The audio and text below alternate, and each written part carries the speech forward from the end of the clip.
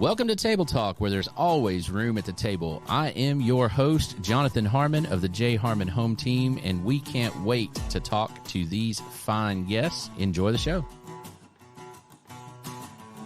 All right. Hello. Good afternoon, everybody. It's Jonathan Harmon of the J. Harmon Home Team, powered by Keller Williams.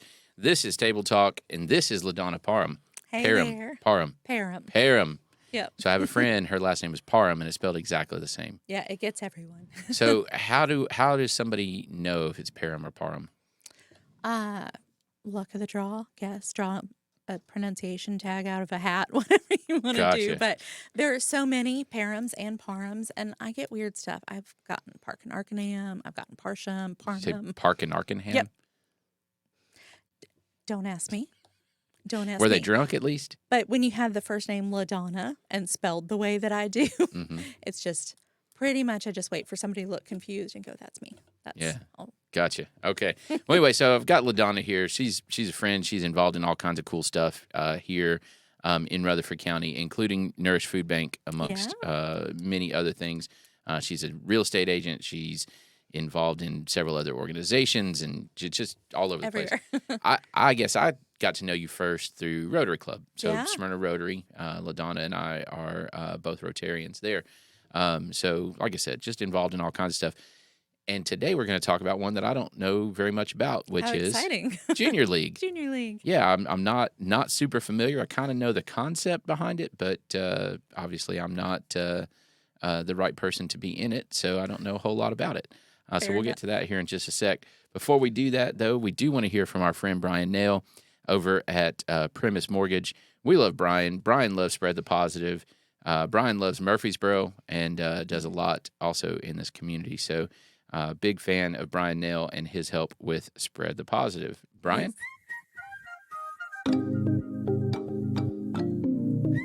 Hey, my name is Brian Nail. I'm a mortgage loan officer with Premise Bank Mortgage. I want to tell you that I absolutely love being a member of the Spread the Positive Network. It's such a great mission and helps bring so much positivity to our community. It's truly a pleasure to be part of. There are a lot of ways to navigate financing a home, and in markets like this, having the advice of a trusted local professional is key to making sure you get the right advice for your specific circumstances. Whether you're interested in the purchase of a new home, second home, or have a need for a refinance, I'd love to earn your trust. If I can help you nail your mortgage, call me at 615-243-3976 or visit nailyourmortgage.com. Premise Mortgage is a subsidiary of Premise Bank, a member FDIC, equal housing opportunity. As always, all loans are subject to approval. Premise Mortgage, NMLS number 1894879. The mission over here at Spread the Positive and being a big fan of our community. So Ladawna, Junior League, here's what I know about it. It's a women's organization. Mm-hmm. Well done. Good job. That's it. So, well, you got one piece of it totally correct. So I applaud you. 1 for 1. 1 for 1. There you go. I'm going to start with the myth of Junior League. I love that. Let's debunk it. Yes, let's debunk it. Okay. Because I didn't join for a real long time. It had always been, when I was living in Nashville 132 years ago, I saw the fancy building in Green Hills. Good for your age. Thanks, man. Yeah. 400-year-old. Yeah, not like no a dust Yoda. falling off. Or... Look as good when 900. Yeah. Okay. So I always thought that they were the white gloves, wear your pearls in your heels when you're vacuuming. Like that's what I had in my head. Yes. And then I know you know Dana Womack. Mm-hmm. She convinced me to come out and just hear what they have to say because she's a member. And she's like, people wear yoga pants, people wear jeans. It's not that. Give it a shot. I was like, okay, Dana, we'll see. But if one person shows up in pearls, I'm out.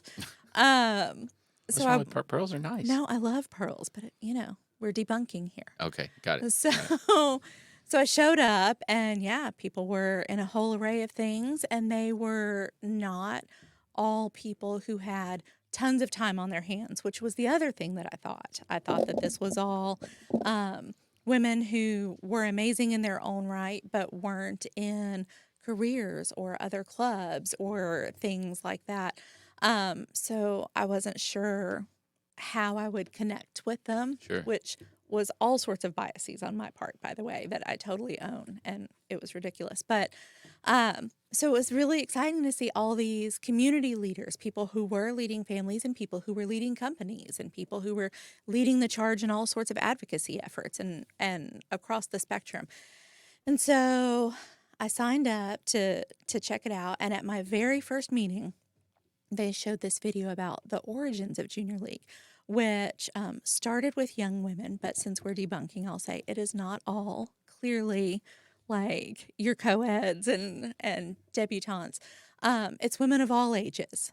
But when it was started by a group of young women, the 18-year-old socialites who at that point in time in the early 1900s, which is sort of hard to believe now in the early 1900s, but who felt like they had more to offer the world than just marrying well for their families.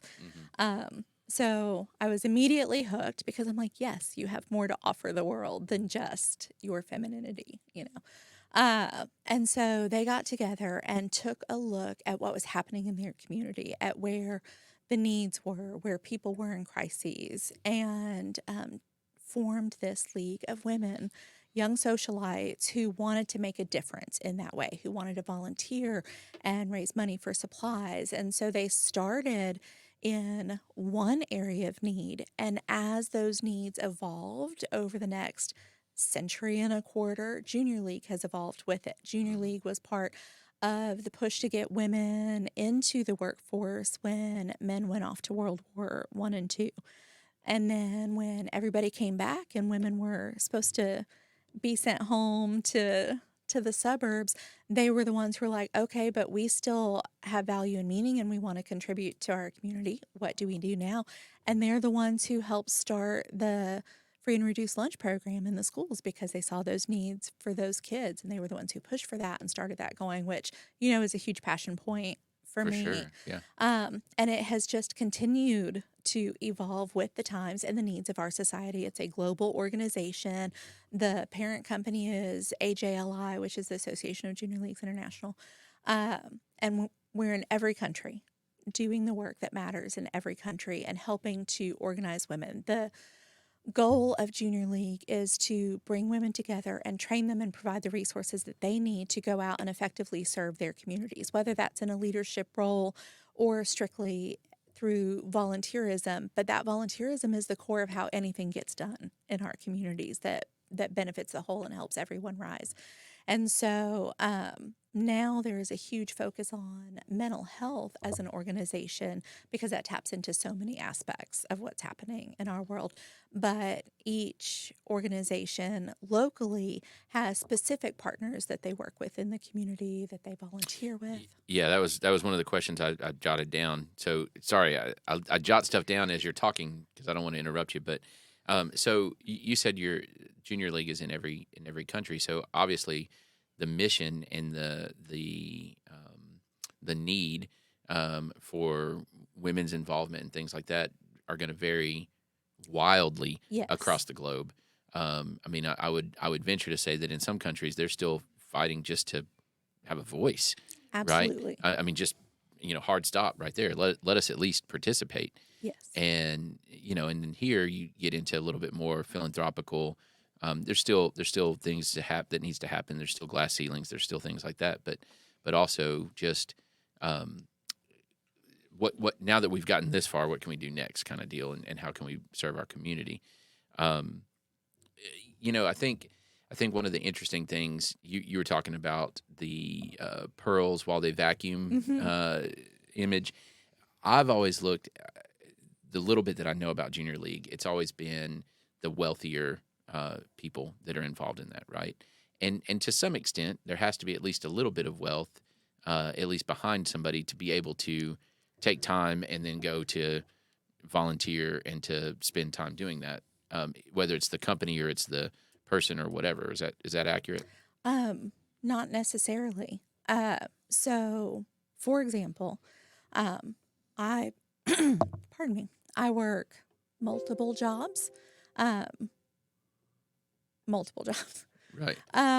And I buy groceries at Dollar Tree. Like, I'm not a debutante or a socialite or have that kind of backing at all. I'm a single mom working multiple jobs. Right. But what Junior League has to offer is because of those connections in the community, we have something for everybody. If you can only volunteer your time at night or on the weekend or during the day because you're working nights and weekends because you're in hospitality, Sure.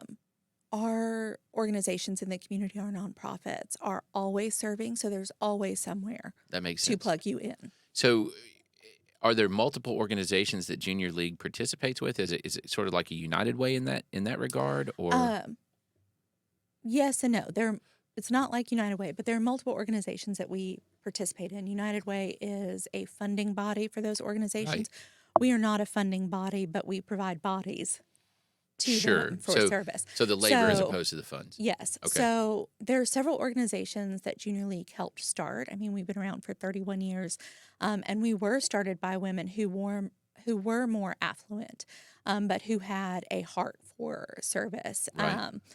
And in those early days, they helped found things like Books from Birth and the Child Advocacy Center, and were huge in bringing Boys and Girls Club to the community, and Really? lots of things that you wouldn't even think about that still exist today that they helped bring in, they helped raise money for, they helped establish, and then handing those pieces off to those organizations as they continue to grow and thrive.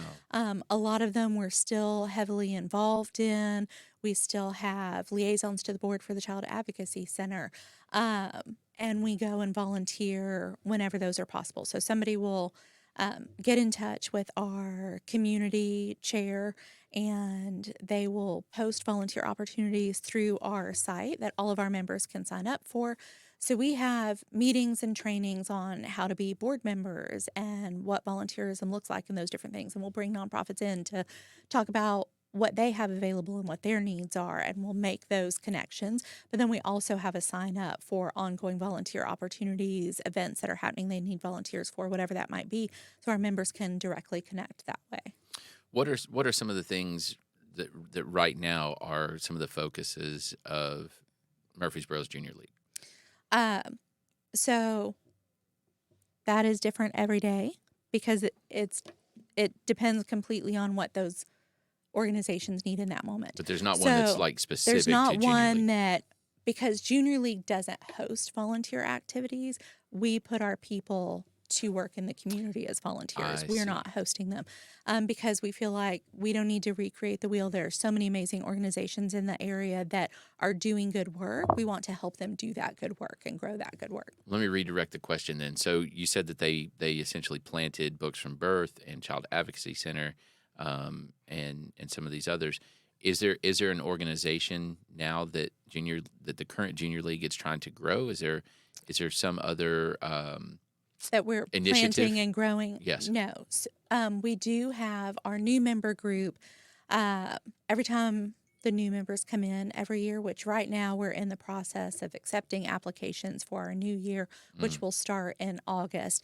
And then that new member group always has a project that they work on. So, for example, this last year, they did Loads of Love, which gathered laundry baskets full of supplies to deliver to folks who have been displaced from their homes and are living in hotels and campgrounds in the area. So they had cleaning and personal hygiene and health and food and things for the kids. A lot of the hotels have curfews, and so if you've got a room full of kids locked in a one-room hotel room at 5 o'clock in the afternoon, things that they can do. But just to bring hope, to bring supplies and support. But that was the project that they worked on this year. So not necessarily through an organization, Right. Another organization. Right. Got And it. so they partnered with Nourish. They partnered with someone else in the community who does the Murfreesboro Faith Project, and got lists of people who would benefit from that in the hotel. So even when we're doing our own project, we're doing it in partnership with other Sure. organizations. Prior new member projects have included the Empower Her project, which took young women in 8th through 10th grade who are kind of in that finding themselves really vulnerable, lots going on in the schools, and did empowerment work, self-esteem work, brought in amazing speakers and workshops. So every year that piece is a little bit different. And then we also do fundraisers to support our scholarship program, where we give funds to a young woman who is graduating, who has had a lot of volunteer work in her community and is doing well in school, and typically who has some kind of need for college. We were exceptionally fortunate to work with someone this year who managed to keep perfect attendance, do dual enrollment classes, keep her grades up, get into college, all while homeless. Oh my And word. so, and I won't go into her story. That's her story to tell. But she unfortunately was homeless and didn't have a vehicle. And she had a friend who was able to allow her to stay with her some. And so we were able to support her through the scholarship program to help offset some room and board costs at MTSU, where she's going. Go Big Blue. But then also, right? But then also connected her to Nourish and Mechanics on a Mission. And through Nourish's partnership with Mechanics on a Mission was able to get her a car. And so now she no longer has to Uber to school, which is what she was doing. So she was working 35 hours a week and Ubering to school so that she could keep that up and have a life for herself. And now she doesn't have to do that anymore. And so I love, we've talked so much before at different opportunities about the power of partnerships and the power of network. And I love that Junior League, even though it's so behind the scenes, so many people don't know what's going on, that Junior League is such an important part of weaving that web I of think support. I think you're exactly right. I think that's part of, I don't know if you want to call it the problem, but why people don't know a whole lot about what Junior League is or does, right? Like you look at our Rotary Club, for example. Okay, we built a playground. We have a fish fry every year. All these different organizations come to us and get a check. I mean, there's all this stuff that we built the soccer park in Smyrna. All these different things that our club does that Right. is very visible, very very Rotary centric, right? Right. Junior League, on the other hand, they're the labor that's behind all these other things, Right. or at least contributing to all these other things, great things that are happening. So truly unsung heroes as far as getting the actual work done. Yes. And I think that's where what a lot of people don't realize. First of all, Rutherford County is rich with philanthropic organizations, with groups that are trying to do the work, trying to pick people up and help people out in all kinds of different ways. I mean, I could sit here and probably name 30 organizations Right. just like that are doing different tasks and helping with different populations, different needs, different situations, that kind of thing. And almost all of them have some kind of fundraiser, right? Yes. Or two or three, or Yes. seems like they're always raising funds or whatever, right? And through organizations like United Way and some of these others, they get some assistance with that. And I think a lot of people misunderstand what United Way does in the same way, right? Right. But what they don't see is that all of those organizations, they can have all the money that they need, but without hands to actually put Yes. the money to work, they're just sitting on a bank account. It doesn't really Right. accomplish a whole lot without the hands to make the actual work happen. And that's where Junior League comes in. Absolutely. Like Nourish, for example, we've got an event coming up in August, and we kind of made our volunteer chart for when we need people in those shifts. And over the course of the whole event, we need 44 people. Is more is always great, but 44 people is kind of what it's going to take. That's a lot of people, and especially in our current environment, people would rather write a check. They'd rather not have to do anything. But if they're going to be able to be support, just because there's so much going on in the economy and all that, I don't mean that ugly, but there's so much going you're on. right.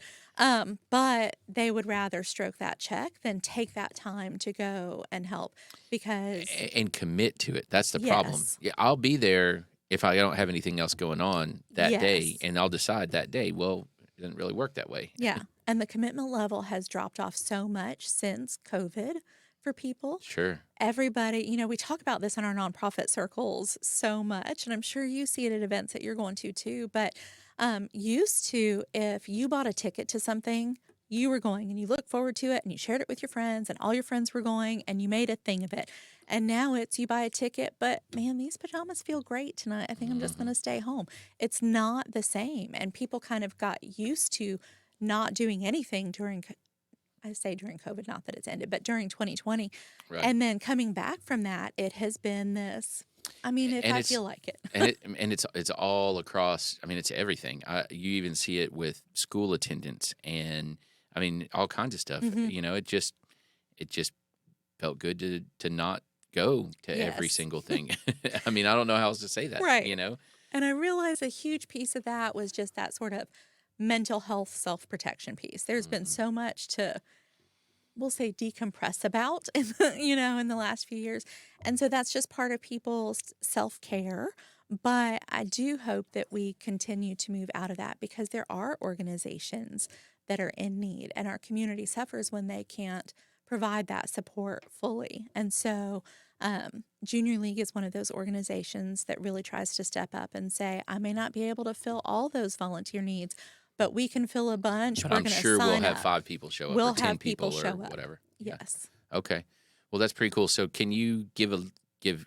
I'm not expecting you on the fly to give a comprehensive list, but a pretty good list of organizations that you guys have supported and will continue to support. No, I can give some, but it is in no way comprehensive. So, yes, over Memorial Day, we worked with a group to go out and put flags on veteran headstones at the cemetery and be part of that. Boy Scouts do that too, right? Yes, Okay. they sure do. Several groups do that, and the Rockville High Band doesn't do that at the veterans cemeteries, but they go to people's houses during those holidays. They've got one coming up for 4th of July, and they'll place those flags just in honor. No kidding. Yeah. That's so pretty cool. It is cool. And so Boys and Girls Club, Child Advocacy Center, Books from Birth, Nourish, Read to Succeed, Habitat for Humanity, obviously, have gone and done that. Journey Home. There's just been pretty much, if you can name a volunteer need at an organization, we have at some point in time, members have gone and done that. Feed America First. Yeah, pretty much if you can think of it, we have done something. But again, we don't have one that we're there every week. It's, we have this need. Can you post this need at Junior League? Absolutely, and we'll post that need. So, how many members are there in your particular chapter? So I'm expecting us to have around 75 this fall. And then when you have each member, I'm assuming when they show up to work, they can bring a spouse or an adult child or whatever. Is that right? Yes, they absolutely can. We have them bring their kids a lot, but they certainly can bring a spouse, bring a friend, bring your neighborhood, like whatever that looks like. Because I think that's an important thing to note is even if they're not the debutantes or whatever, they're generally going to be relatively well connected people that have other people that, if they may not commit to the club or the organization, but they are going to come and work an event or two with that person. So you have 75 members. You really have 200 or 300 people probably. Yes. And I'll say there are sort of two sides to that coin, if I can talk about that for just a second. On the one side, yes, absolutely, they have those people, and I'm going to talk from the Nourish perspective for just a second. Having those people, while it doesn't make you rich, the people support is what makes the difference between you and me and the people who are sitting in my lobby. Most of the people who are sitting in my lobby at Nourish work at least one, but typically 2 and 3 jobs. Most of my clients are the working poor. Sure. But they're not making sufficient funds, and they don't have those people support. So if they have a sick kid, they don't have somebody who can watch that kid. They have to miss work, and then they lose their job. Right. Or if they get a flat tire, they don't have somebody who can pick them up and take them to work. They lose that job. And so that is the defining point of difference between you and me sitting here today talking about it and the people who are sitting in my lobby. And so for our folks in Junior League who are able to do that, they may not have the money, but they have those people. And I just think that's such a huge important thing. Yeah. Wow, I never thought about that. And the more we can help provide those people for people, the more we can truly make a difference. Yeah, that's interesting because we talk about, these are my people, right? So if the air conditioning goes out, I know who I call. And if this happens, I know who I call. And if this happens, I've got my mom in the community. I've got my mom, my dad, my brother, my sister-in-law, my grandmother, my aunt. I mean, like I can sit here and name, and these are people that would quite literally drop everything, just about anything Yep. to help out with something. And then that's just one layer, right? And then there's a whole network of community that I have from a purely clinical standpoint that I have at my disposal. Right. That's not what I mean, friends. Right. But it's true. It really does make that difference. When I was working at Vanderbilt, I ran programs for low-income seniors across a 9-county area. And we literally had seniors that were being referred into the program, and we would go to check on them, and they had, during the summer in Tennessee, had passed away because they lost their power, so they had no air conditioning, and their refrigerators wouldn't work. So their food would go bad. They would try and stand in front of their freezers to get cool, and then that would run down, and then their food would go bad, and then they had nobody there to check on them, nobody to help them, nobody to provide new food, nobody to repair those things. And so then they were eating the spoiled food, and they were either passing out from heat exhaustion or dying from food poisoning because they had no help. And no one to give a damn. It's shocking that happens in a first world country, and that happens in as overall affluent a region as we live in. But when you don't have people and you don't have funds, what do you do? Yeah. Well, and then you can go from the mental health side of things. You can have all the funds that you in the world, but if you don't have people, yeah. Wow.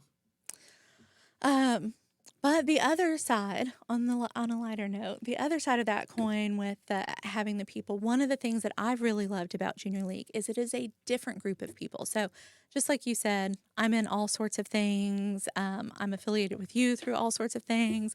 Brian Nail, who we got to hear from earlier, he's so great, and he's in diplomats with me and always has fun socks.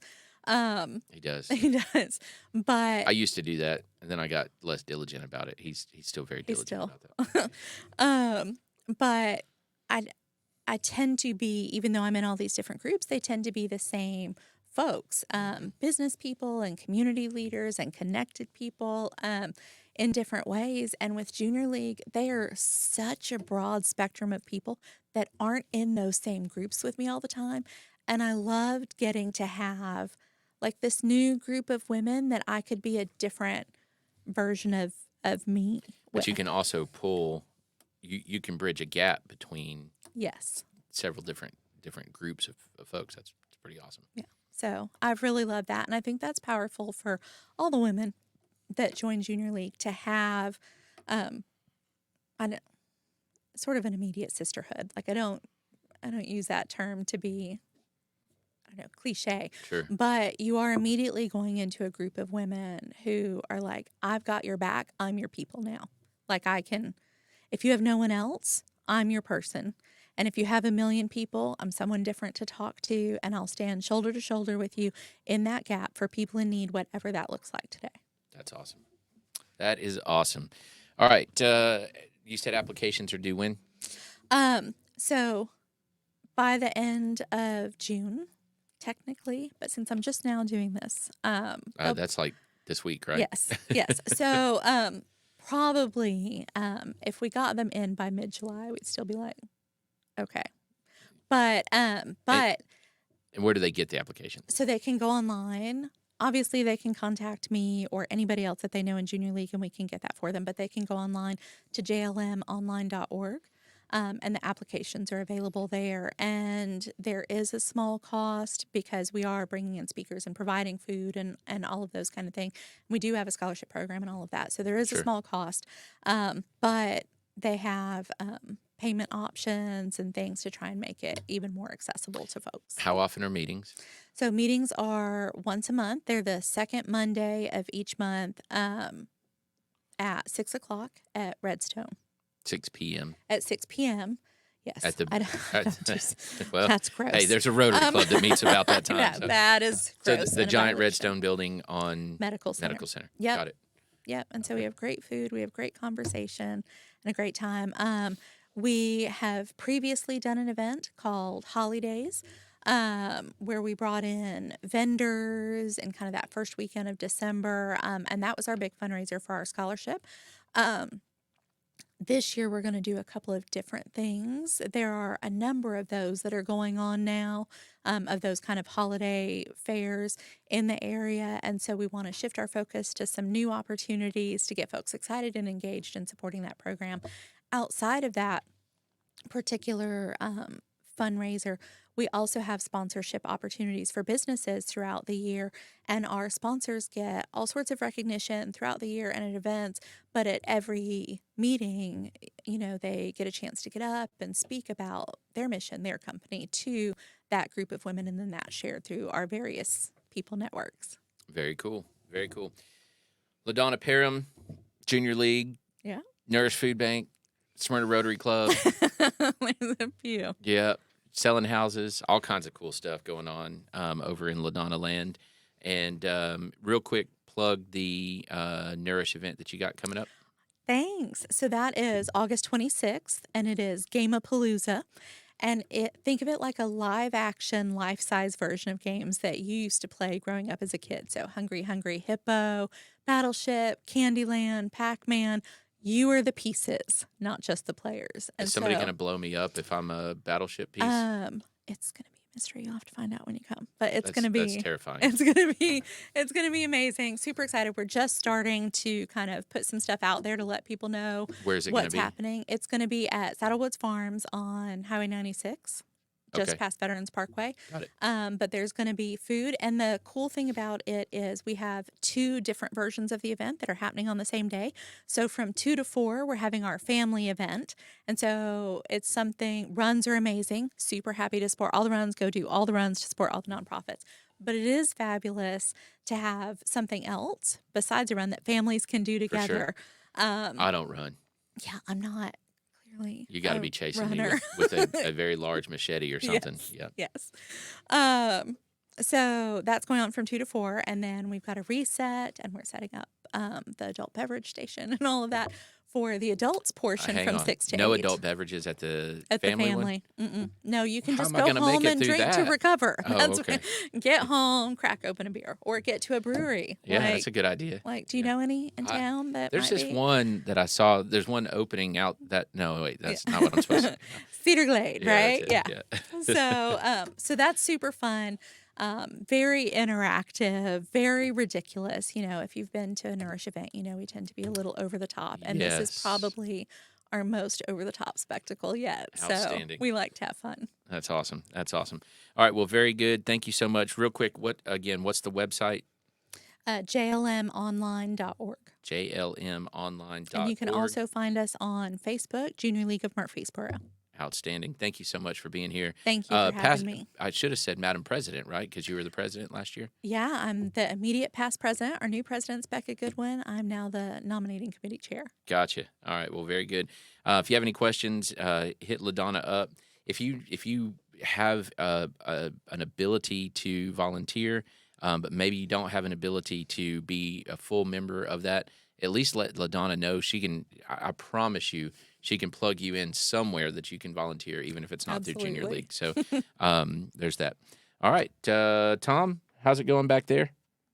He gave me a thumbs up. That's awesome. Anything else that you know about going on in the community that people need to know about? Fireworks coming up. July 4th. Up. There's Alzheimer's Association. There's going to be Gatsby coming up, and then there's the walk coming up. So pay attention on your social media to those things, or send me a message if you have any questions. I'm just director at nourishfoodbank.org. So if you've got questions about any of those things, I'm happy to connect. Outstanding. All kinds of good stuff going on. Get plugged into this community, y'all. I mean, it is a great place to live, and it's a great place to live because of all the stuff that we have, but also all the opportunities that you have to serve and to participate in your community. I don't know if I've ever told you this. I don't like the phrase give back to the community, because to me it feels like it sounds like I took something from the community, and I prefer to say that we just participate to our ability, right? Right. And some people, maybe you can participate once a year. Great, that's awesome. And maybe you can't. Maybe you do need to be the person that just writes a check. That's great too. But Hugely important, by the way, for every absolutely, nonprofit. absolutely. But look at the different ways that you can, and it just becomes more and more important to me every single year. Get your kids involved as well, right? Show them how to participate in the community and get them to volunteer. You know, the state has attempted to do that through Hope scholarships and things like that, that there's a component that goes along with that. It's because it's important. It's important to help out. And, you know, the alternative is that everybody that is hurting gets helped by the government. And we know that doesn't work, you know?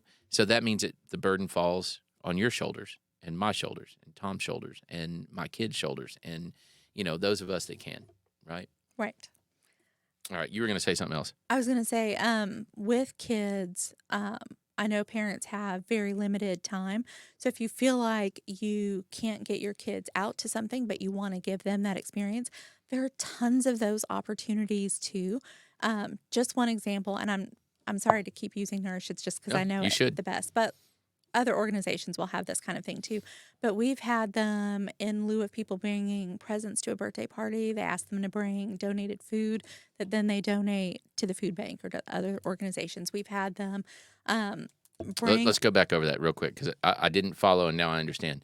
So my kid has a birthday party and doesn't want any presents, but instead of presents, bring food to donate to Nourish Food Bank. Yes. And then their parents bring them to drop off that food and they kind of get to see all that and connect to their cars lined up right now that this food is going into. And that's the difference that I've made. And I think that's really powerful for them. For sure. We've also had Girl Scout troops and other groups like that put together birthday kits for kids where they've got like an aluminum baking pan and then they put box cake mix and frosting and paper plates and balloon bags and stuff so that they can send home a little birthday party for families that otherwise couldn't do that for their kids. So there are things like that that your child or your kids group or something that can do within themselves rather than going to an event if you don't have the ability to do that.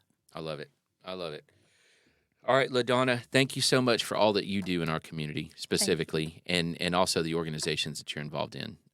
There's a lot of stuff going on and I see you behind the scenes of a whole bunch of different things, and that's pretty awesome. So maybe you consider trying to bottle your energy and selling that. I think you could make some money at that. I don't know that anybody wants my energy level.